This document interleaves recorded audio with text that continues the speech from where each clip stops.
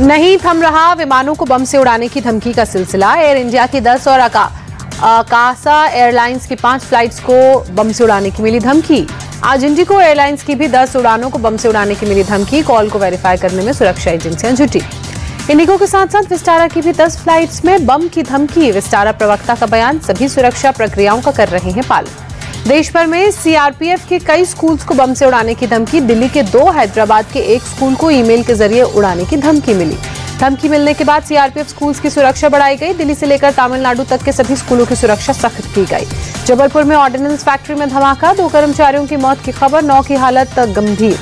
धमाके के बाद बिल्डिंग हुई धराशाही, मलबे में कई लोगों के दबे होने की आशंका। राहत बचाव कार्य जारी। बहराइच हिंसा के आरोपियों के घर पर बुलडोजर की कार्रवाई पर सुप्रीम कोर्ट में कल होगी सुनवाई। राज्य सरकार के वकील ने तत्काल सुनवाई की मांग की थी।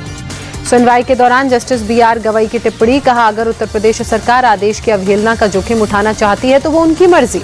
अगर सार्वजनिक स्थल पर अतिक्रमण हो तो उसे लेकर आदेश में साफ साफ लिखा है। मुजफ्फरनगर के बुढ़ाना में फिर विवादित पोस्ट, पुलिस ने एक्शन लेते हुए लियाकत अली नाम के शख्स को अरेस्ट किया। लियाकत अली ने सोशल मीडिया पर अखिल त्यागी को टारगेट किया था। गालियां देते हुए जान से मारने की धमकी दी थी। किसी खूंखार हथियारबंद आतंकी संगठन की वीडियो क्लिप भी पोस्ट की थी। उत्तर प्रदेश के उन्नाव में शिव मंदिर के जीर्णोद्धार को लेकर 2 समुदायों के लोग आमने सामने। मुस्लिम समुदाय ने जीर्णोद्धार पर आपत्ति जताई। हिंदू जागरण मंच ने कार्रवाई की मांग की। दिल्ली में केजरीवाल के खिलाफ बीजेपी का प्रदर्शन। सीएम आवास के रेनोवेशन पर टैक्स पेयर्स के पैसों के दुरुपयोग का आरोप। मध्य प्रदेश में इंडिया गठबंधन में फूट, सपा ने कांग्रेस के खिलाफ बुधनी विधानसभा सीट से उम्मीदवार उतारा।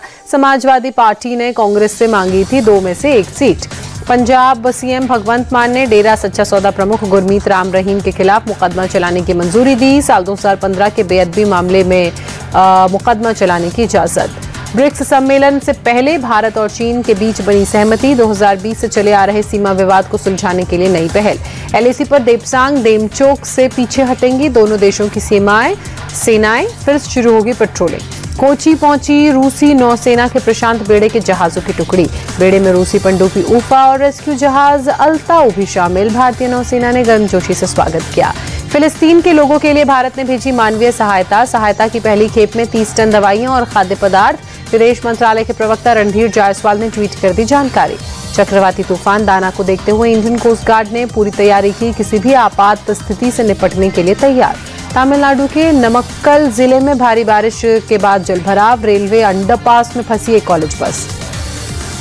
बंगलुरु में भारी बारिश से एलहंका इलाके में केंद्रीय विहार अपार्टमेंट के रहने वाले लोगों की परेशानी बढ़ी। एसडीआरएफ, एनडीआरएफ की बोट्स की मदद से बाहर निकल पा रहे हैं लोग।